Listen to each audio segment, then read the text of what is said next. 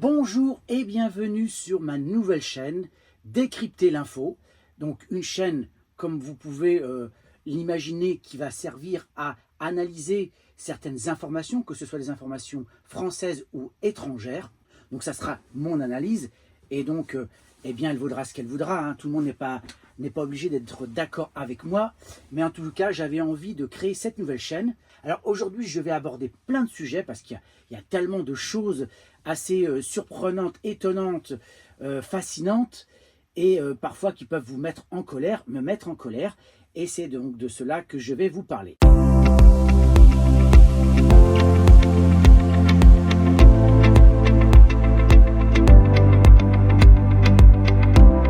Aujourd'hui, je vais commencer par le Mercosur. Et là, ça y est, patatras, l'accord Mercosur, donc l'UE-Mercosur a été validé.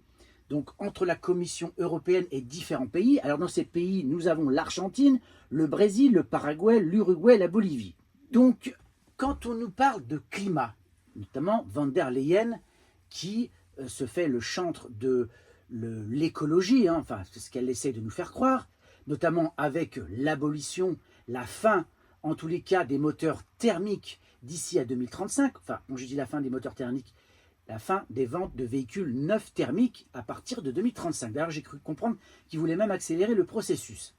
Et bien là, ils ont validé le Mercosur. C'est quand même fou parce que d'un côté, on vous dit que les voitures thermiques, ça pollue, et de l'autre, on va importer de la viande, des poulets, du bœuf, à des milliers de kilomètres de l'Europe, et nous les importer ici en France. Bravo l'écologie, bravo, vous voyez un peu les contradictions qu'il peut y avoir. Donc on va continuer comme ça dans l'écologie parce que vous verrez, il y a encore plein d'absurdités. Mais en tout cas, cet accord, bien évidemment, ne va pas faire les affaires des petits producteurs, des petits agriculteurs qui, eux, vont être fortement impactés. Ce n'est pas la FNSEA qui va contredire eh bien, ce traité, parce que eux, ce sont des grands groupes, c'est des gros agriculteurs donc, qui ont 200, 300, 400 hectares, qui sait peut-être même plus. Donc eux, ils n'en ont rien à foutre. Franchement, eux, c'est pas leur problème. Par contre, les petits agriculteurs, eux, à mon avis, ça risque de faire mal. Et c'est ça qui est lamentable. Parce que d'un côté, on nous parle de climat et de l'autre, on fait ça. Pareil, on va continuer dans le climat, et ça, c'est pas mal. Agnès Pannier-Runacher, qui est le ministre de l'éco-anxiété. Il y a un article, et puis il y a eu plein de vidéos de presse, ils en ont parlé aux actualités, qui nous a parlé, alors je vous lis un petit peu la phrase, « L'économie de l'abondance qui nous a permis de construire la paix après la Seconde Guerre mondiale et de construire des progrès sociaux, désormais ce qui nous attend, c'est l'écologie de guerre. » Alors là, on se demande ce qu'elle cherche à faire. Est-ce qu'elle cherche à rendre tous les Français éco-anxieux ? Parce que là, c'est un peu le discours, en train de nous expliquer que ça y est, on va tous mourir, que si on ne fait pas ce qu'il faut, bah ça y est, c'est la fin de la Terre. Alors autant vous dire qu'avant que la Terre disparaisse, l'humanité aura disparu largement, hein. Donc ça me fait bien rigoler. Mais vous voyez un peu cette façon de faire de l'écologie avec, eh bien, en instrumentalisant eh bien, certains phénomènes climatiques qui existent, hein. On ne peut pas dire, il y a des tornades, il y a des incendies, il y a des choses qui se passent dans le monde.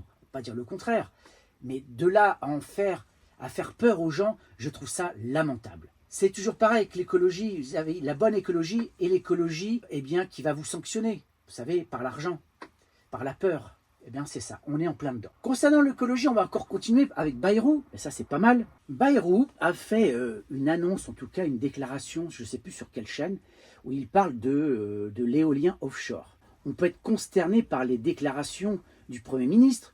En effet, ces déclarations dénoncent, en fait, on peut dire, en tout cas, qu'il a fait une présentation trompeuse des coûts de l'éolien offshore, et notamment un projet PPE3 qui est très très ruineux pour la France. Chiffre à la pluie, les éléments démontrent que l'électricité marine va coûter 3 fois plus cher que ce que dit François Bayrou, et notamment plus cher que le nucléaire, et surtout pour une efficacité inférieure. En effet, les tarifs d'achat contractuels, écoutez bien ça, moyens de l'électricité par EDF en 2025 auprès des 6 premiers parcs marins issus de la PPE 1 et 2 a été en moyenne de 195 € le mégawatt-heure. Et ce pour une durée de 20 ans minimum, alors que le prix moyen au niveau du marché européen est de l'ordre de 56 euros, soit une différence de 139 euros. Donc là encore, on se paye la tête des Français en nous présentant l'éolien comme l'alpha et l'oméga, alors que ça va nous coûter une blinde une fois de plus. C'est quand même hallucinant. C'est comme aussi ce qu'a fait von der Leyen en négociant avec Trump, notamment sur le gaz, où ça va nous coûter aussi 3 fois plus cher par rapport à ce que le gaz russe nous coûtait. Donc c'est quand même hallucinant, quoi, tous ces trucs-là de climatisme, c'est incroyable. C'est qu'on va nous vendre aujourd'hui de l'énergie qui va nous coûter une blinde. Et les gens ne réagissent pas. Personne ne dit rien. Alors je ne sais pas. Est-ce que on est une fois de plus des pigeons? Les Français adorent être des pigeons. J'ai l'impression, en tous les cas, je sais que les gens n'aiment pas qu'on dise ça, mais c'est le cas. Les Français sont des pigeons, des moutons, etc. Bref, c'est encore désolant, toutes ces affaires autour du climat, du climatisme, des énergies, etc. Moi, ça me désole. Nous allons passer à un autre sujet, et vous allez voir que ça aussi, c'est pas mal. Est-ce que le journal Le Monde deviendrait complotiste? Le Monde a fait un article sur un vaccin, le vaccin X-Chick contre le chikungunya, qui vient d'être suspendu aux États-Unis et qu'il a été d'ailleurs en Europe.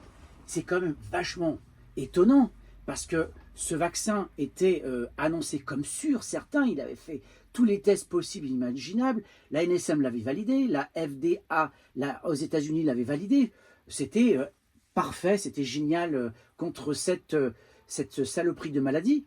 Eh bien, patatras, voilà que la FDA le suspend, comme l'a fait apparemment, comme l'ont fait d'ailleurs les autorités européennes. Comment c'est possible? Comment on peut dire une chose pareille sur le journal Le Monde ou d'autres journaux, alors que quand on a parlé, certains ont parlé des risques, et des risques avérés du vaccin Covid, les gens étaient considérés comme complotistes de quelqu'un. Dès que quelqu'un parlait du vaccin Covid de manière négative, c'était un complotiste, il raconte n'importe quoi. Eh bien, est-ce que le monde deviendrait complotiste? C'est à se poser des questions, puisque les vaccins sont sûrs et certains. On est sûr qu'à chaque fois que une société pharmaceutique sort un vaccin, il est sûr et bien pour la santé des humains. Bien là, il faudrait croire que le monde deviendrait complotiste. Qu'est-ce que vous en pensez? J'avais envie de souligner ça parce que moi, ça me fait bien rigoler par rapport à tout ce qui s'est dit autour du vaccin contre le Covid. Et aujourd'hui, on voit le monde qui agit de cette manière. C'est quand même bien un retournement de situation quand même, vous ne trouvez pas? Passons à un autre petit sujet.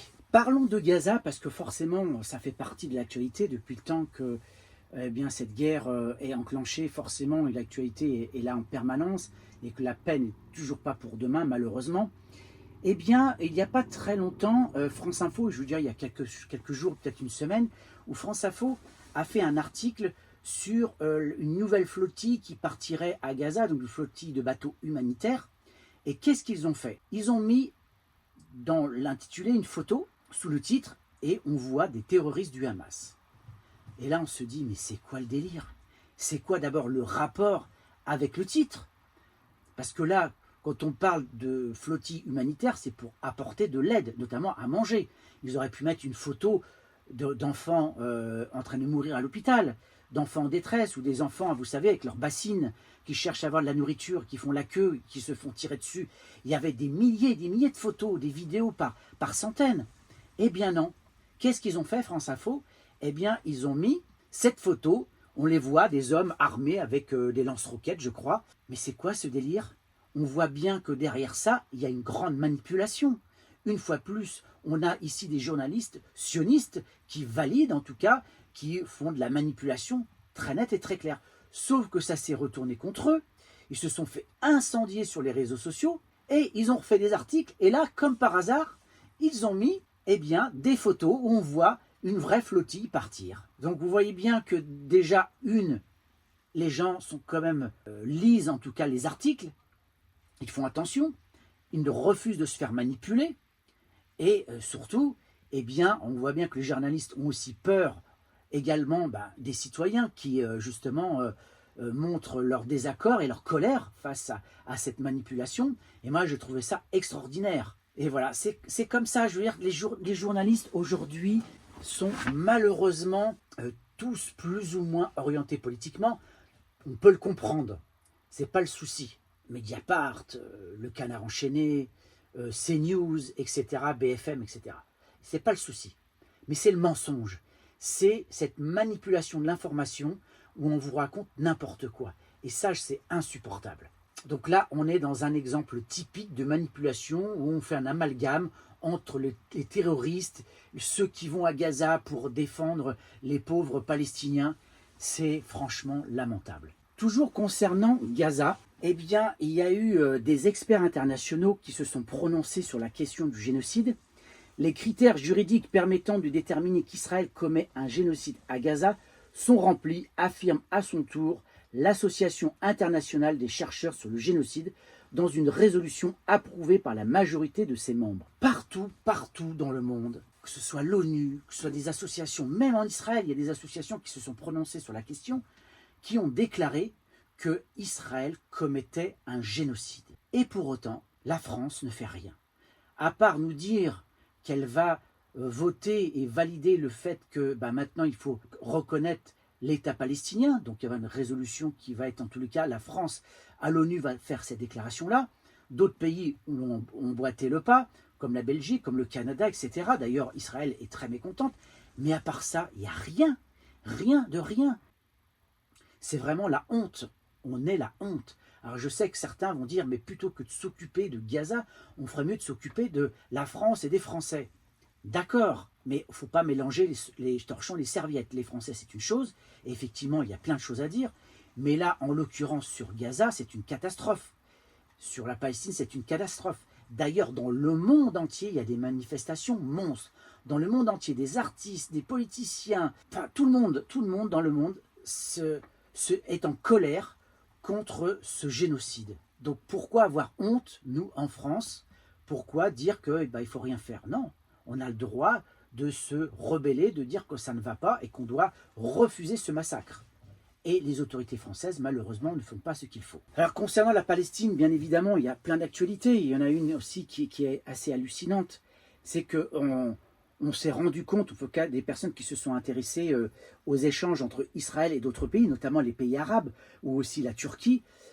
On pensait, d'ailleurs, le ministre des Affaires étrangères turc avait dit qu'ils avaient arrêté toute transaction avec Israël, que le commerce était terminé, mais on s'est rendu compte qu'il y avait des bateaux dans le port d'Haïfa en Israël, donc il y a bien un échange. C'est pareil avec l'Égypte, il y a une dizaine de bateaux qui se retrouvaient aussi au port de Haïfa, et bien d'autres pays arabes. Donc c'est quand même incroyable quand même que des pays musulmans qui ont pendant très longtemps défendu la cause palestinienne, et là rien, silence radio, c'est vraiment la honte. Mais comment des pays musulmans peuvent agir de la sorte? Je sais pas, c'est vraiment la honte, sincèrement. Il y a un youtubeur qui évoquait ça sur un plateau d'une chaîne de réseau social, qui expliquait, mais c'est quand même hallucinant, c'est qu'en France, on a des gens qui se battent pour la Palestine, à tort ou à raison, hein, on n'est pas là pour juger, et qu'à côté de ça, tous les pays arabes se cachent. Il n'y a plus personne. L'Égypte, la Jordanie, les Émirats arabes unis, tout ça, personne, rien. Walou, ça se posait des questions. Une fois de plus, le business, enfin en tout cas on peut le penser, parce qu'il n'y a que ça maintenant qui régit les échanges internationaux. Tout ce qui est humanité, on s'assoit dessus, hein, on s'en fiche. Business is business, n'est-ce pas? Parlons d'actualité française, parce que là, il y a encore aussi plein de choses à dire, hein, il y a plein de choses qui sont produites. En France, il y a eu ce fameux Tunisien qui a attaqué au couteau différentes personnes, et là, un truc incroyable, vous avez le préfet ou le sous-préfet qui vient faire un communiqué de presse et qui a dit que les enquêteurs étaient en train de regarder les vidéos et pour savoir si ce fameux Tunisien a prononcé le mot, enfin la phrase « Allahu Akbar ». Et là, vous dites, mais c'est quoi le rapport? C'est quoi le rapport? D'autant qu'on apprend que ce Tunisien, il a des problèmes psychiatriques, il a été viré de son hôtel, il a pété un câble. Donc quel rapport avec Allah Akbar, Allahu Akbar? Dieu est grand. Les musulmans le disent peut-être 10 fois par jour. Ça voudrait dire que les millions de musulmans, je crois qu'ils sont 7 millions en France, sont des terroristes, c'est ça que ça veut dire? Ça veut dire que dès qu'il y a un barbu ou un basané qui commet un crime, c'est forcément du terrorisme. Bah, tout ça, ça s'appelle du racisme, c'est tout, du racisme. Ce qui vient un peu corroborer ce que je dis déjà depuis un moment, c'est qu'aujourd'hui, la parole raciste est totalement libérée, mais à tous les niveaux. Maintenant, elle ne se cache même plus. Même les hommes politiques, hein. Allez sur CNews, vous avez les députés du RN qui nous parlent des immigrés, des musulmans matin, midi et soir. C'est affligeant. Vous avez maintenant des préfets comme celui-là qui vient nous dire ça. C'est sans arrêt, sans arrêt. Par contre, les journalistes qui nous parlent de ça ne vont pas vous parler de la chasse aux noirs qu'il y a eu récemment. Eh oui, il y a eu une chasse aux noirs. Eh oui, il y a eu une chasse aux nègres dans la Creuse. C'est quand même incroyable, encore que maintenant rien ne m'étonne dans ce pays raciste, parce que, on peut le dire, aujourd'hui, la France est de plus en plus raciste. La parole est totalement libérée sur les réseaux sociaux, c'est à vomir. Eh bien là, les gens se lâchent complètement. Je vais vous lire ça parce que ça vaut quand même son pesant cacahuète quand même. Alors ça s'est passé à Royère de Vassivière. Allez voir, tapez chasse aux noirs dans la Creuse, vous allez trouver des articles. Il y a plein d'articles de presse, vous inquiétez pas. Des habitants du village se sont fait agresser par des personnes faisant partie de l'organisation de la fête. Ces derniers ont tenu des propos racistes et ont tabassé les membres du groupe. Les personnes agressées sont parties en courant, les agresseurs les ont pourchassés dans le village, appuyés puis dans plusieurs véhicules, sans répit, en appelant à une chasse aux nègres. Et notamment parmi ceux qui participaient à cette chasse, il y avait un élu du village. Vous voyez où est-ce que ça va? Et ça, c'est pas des gens de gauche qui ont fait ça, on est bien d'accord, que ce sont des adeptes du RN. Il manquait plus que la cagoule blanche et on était dans le Ku-Klux Klan. On y était complètement. Donc ça, c'est en France. Et bien ça, on n'en a pas entendu parler sur CNews, bizarrement. C'est bizarre quand même. Pourquoi CNews n'en a pas parlé? BFM, je sais pas. Dites-moi s'ils en ont parlé. En tout cas, moi, j'en ai pas entendu parler sur France 2, ni sur TF1. Bizarre quand même. Parler des musulmans, parler du terrorisme des musulmans, là, il n'y a pas de problème. Mais parler de ça, non. Comme ça a été d'ailleurs, s'ils en ont parlé un petit peu, quand même, je ne veux pas exagérer, de ce fameux musulman qui a été égorgé dans une mosquée. Les journalistes en ont parlé, évidemment, mais Rotaillot s'est fait épingler parce que quand il s'agit de tuer des juifs par des musulmans, quand c'est des chrétiens tués par des musulmans, là, il n'y a pas de problème. Donc Rotaillot rapplique aussitôt, il n'y a pas de problème. Mais là, rien du tout, il n'y a pas de problème. Le mec, il va porter la kippa, il va aller dans les lieux de culte juifs, là, il n'y a pas de souci. On peut faire la fête juive à l'Élysée, pas de problème. Mais par contre, aller dans une mosquée, ah là là, ça pique. Eh oui, le deux poids deux mesures, c'est ça la justice en France. Et après, on va dire qu'il y a des gens qui sont en colère, qui pètent des câbles. Mais quand on voit tout ça, mais il y a de quoi. Il y a vraiment de quoi. Et surtout, ce qu'il faut regarder, c'est que malheureusement, je dis bien malheureusement parce que derrière tous ces drames, il y a des familles qui sont touchées, ce sont des morts quand même. Vous avez ce fameux Tunisien qui a tué, et il y a eu d'autres affaires comme ça. Eh bien, souvent, ce sont des personnes qui ont des troubles psychiatriques. Rares sont ceux qui, aujourd'hui, qui commettent des actes comme cela, sont totalement sains d'esprit.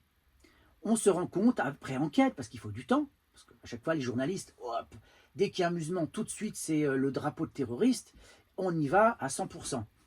Mais après un certain temps d'enquête, on se rend compte que les choses ont changé. C'est plus du terrorisme, c'est un coup de folie de quelqu'un qui était reconnu par la société médicale, par différents organismes, qui nous expliquent ensuite que c'était des gens dérangés, qui avaient une pathologie psychiatrique, une schizophrénie, qui n'a pas été soignée, parce que malheureusement la psychiatrie en France est dans un état catastrophique.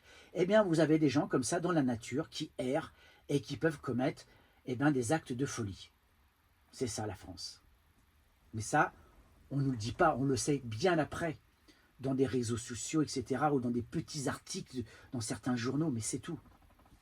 Une fois que le mal est fait, vous inquiétez pas que les journalistes ne vont pas revenir sur ce qu'ils ont dit, bien évidemment. Bon, maintenant, on va parler du MEDEF, et là, attachez les ceintures. Parce que là, franchement, dans le genre, on se paye la tête des gens et des citoyens et du peuple français, on ne fait pas mieux. Le MEDEF a fait sa grande messe à Roland-Garros. C'est pas n'importe quel lieu, c'est Roland-Garros. Eh bien, le MEDEF a touché 250 000 € d'argent public. Vous entendez bien? 250 000 € d'aide publique pour faire leur grande messe, pour nous expliquer que la France doit faire des économies parce qu'il y a trop de fonctionnaires, parce que l'argent public est utilisé à tort et à travers.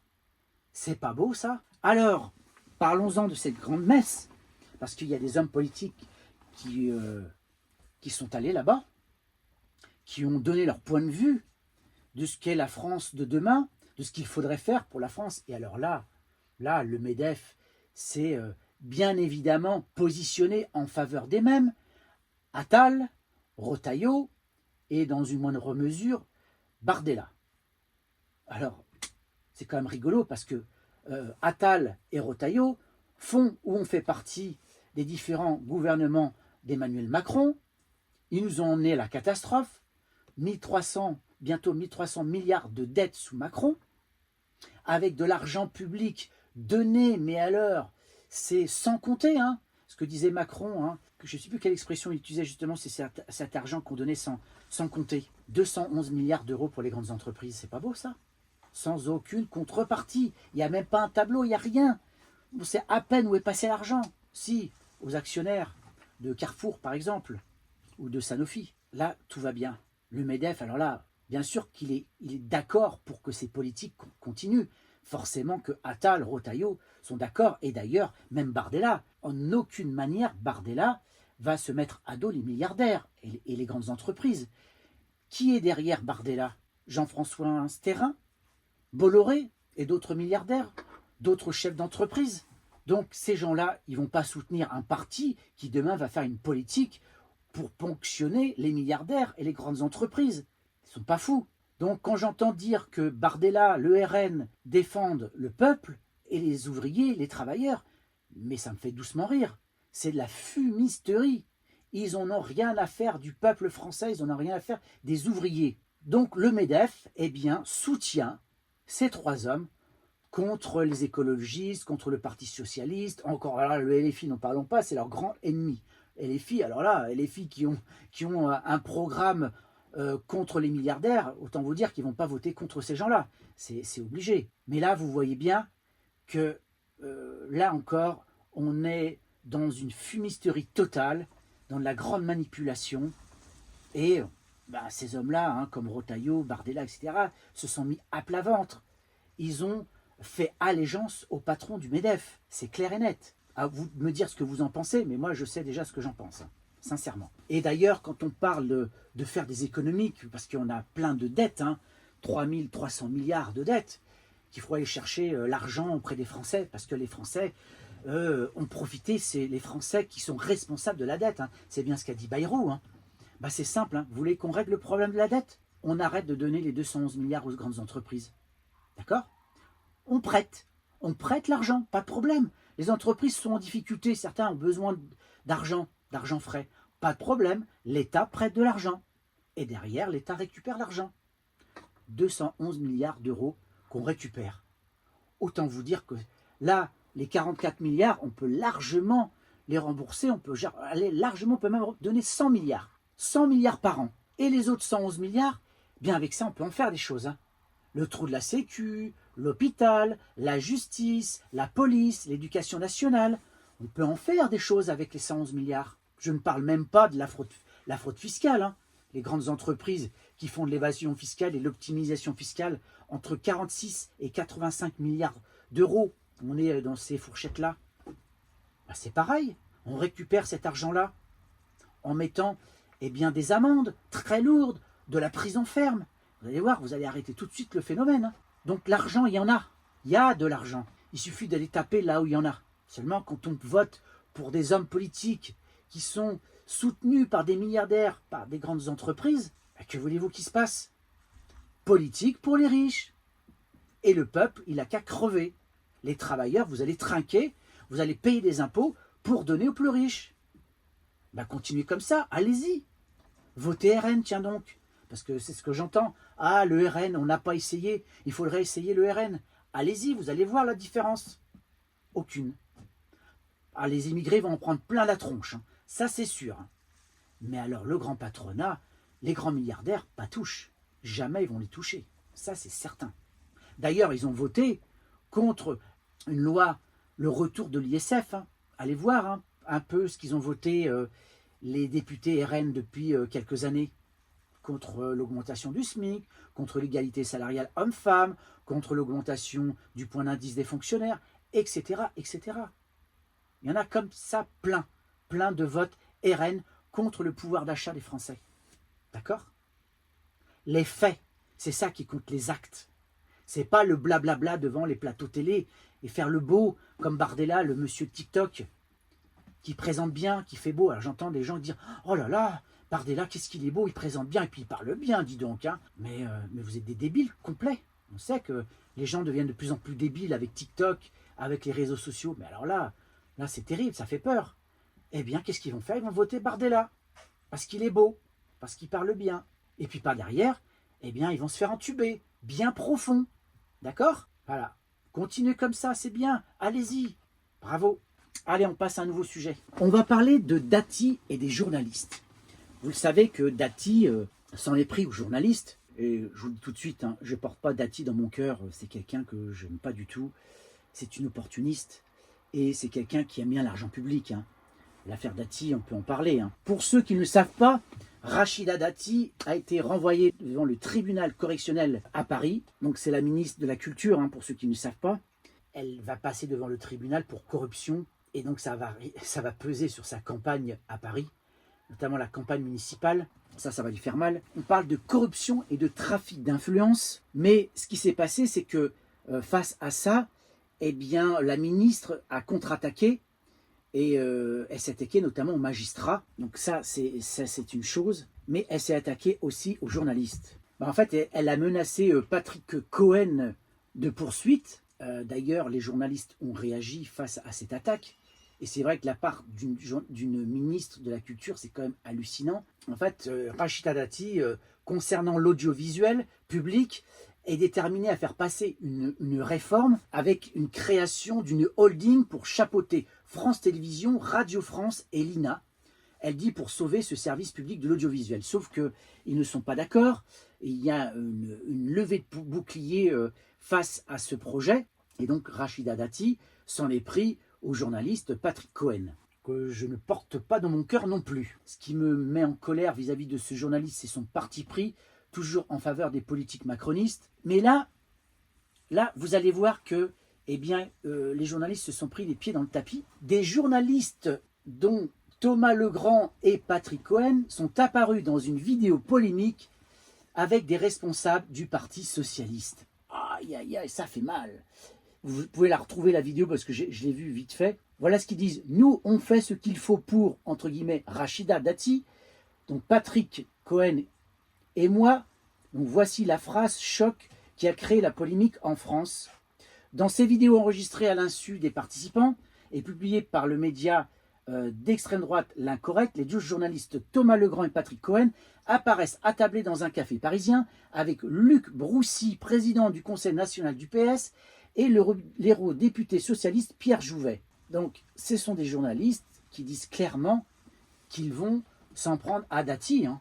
On peut dire ça comme ça. Hein. Ils affirment faire ce qu'il faut pour m'éliminer de l'élection de Paris. Des propos graves et contraires à la déontologie qui peuvent exposer à des sanctions.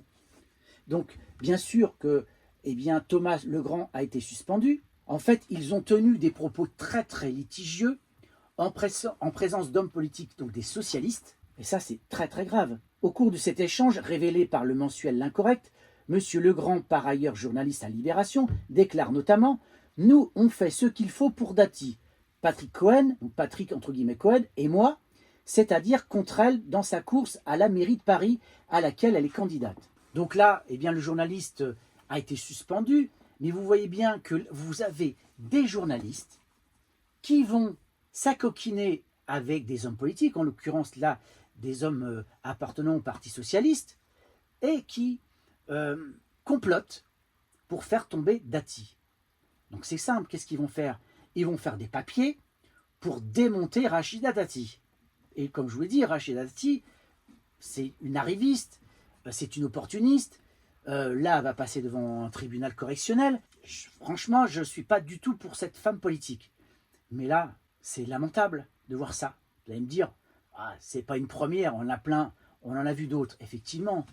Mais c'est encore une preuve supplémentaire de la connivence des hommes politiques et des journalistes.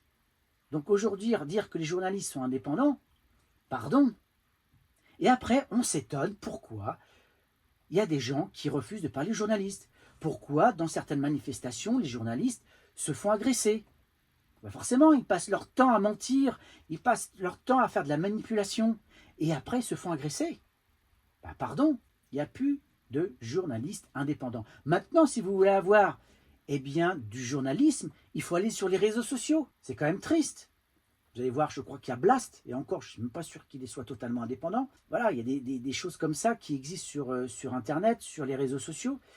Moi, c'est comme ça maintenant que je m'informe, parce que malheureusement, quand vous regardez la télé, CNews, BFM, France TV, France Info, etc., bah, derrière, il y a forcément une ligne éditorialiste avec une influence directe. CNews, c'est Bolloré, Bolloré, c'est le RN, BFM, plutôt macroniste, etc. etc. Donc, on n'a plus confiance envers ces journalistes. Allez, on va finir cette chronique avec Trump. Ah, moi j'adore Trump, franchement. Qu'est-ce qu'il est bon, qu'est-ce qu'il est bon. Il est fort, il est beau, incroyable. Le mec, il va sauver la planète, il va sauver la paix et tout ça. Moi, je rigole. Et là, il s'est fait humilier. Là, il a la rage totale. Vous savez, il a fait... il a mis le tapis rouge pour recevoir Poutine, je sais plus, c'est au Groenland, enfin bref, en Anchorage. Et il a dit, ça y est, on va trouver la solution, on a discuté bientôt la paix avec Poutine. Et ensuite, il a reçu Zelensky avec les carpettes et Van der Leyen, parce que pour moi, c'est des carpettes, et ils ne valent plus rien maintenant, soit Macron ou les autres et Van der Leyen, ils sont complètement inféodés à Trump. Et bien là, il vient de prendre Trump une claque monumentale. Poutine est allé voir Xi Jinping. Il y a eu, vous savez, cette réunion des BRICS. L'Inde, la Chine, la Corée du Nord, Poutine avec la Russie. Ils ont fait une sorte de grande alliance économique. Et là, Trump est devenu fou de rage parce que le grand ennemi des États-Unis et de Poutine, c'est la Chine. Hein, on le sait. Hein. Et bien là, Poutine est allé serrer la main de Xi Jinping. Ils ont signé des accords. Ils étaient copains comme cochons. Et là, ridicule de Trump. Et ouais, t'es une marionnette. Tu t'es fait manipuler, mon cochon. Et maintenant, t'es en colère. Et ouais, il fait sa petite crise de nerfs, Trump. Alors, qu'est-ce qu'il va nous faire? Ça, on ne sait pas. Est-ce qu'il, par colère, il va aller vendre des armes, il va soutenir encore plus Zelensky? On ne sait pas trop, parce qu'il est tellement versatile, cet homme-là, qu'on ne sait pas. Mais en tout cas, moi, je me marre. Je me marre. C'est bien fait pour ta gueule. Hein, Trump? Trump, il rêve d'avoir le prix Nobel de la paix. Parce qu'il fait des pieds et des mains. Il a fait des pieds et des mains pour obtenir cette paix entre Zelensky et Poutine. Voilà, je crois que c'est mal barré, hein. Je crois que là, Poutine, il a réussi son coup. Hein. Il a obtenu ce qu'il voulait. Il est content. Il peut continuer à faire la guerre, tranquille. Tout va bien. Et maintenant, il va négocier avec les dirigeants de la BRICS, au nez et à la barbe de Trump. Et il rigole. Il rigole. C'est trop marrant. Moi, j'adore. Continue comme ça, Trump. Bon, bah, sur ce, on va terminer cette vidéo. On a déjà dit pas mal de choses, hein. N'hésitez pas à commenter, liker et puis surtout abonnez-vous. Abonnez-vous, c'est important, les petits likes, les petits pouces bleus, ça me fera plus de vues. C'est très important parce que ma chaîne, elle débute. Donc, c'est important pour moi d'être visible un peu partout et surtout partager. Allez, je vous dis à très bientôt pour une prochaine vidéo. Ciao!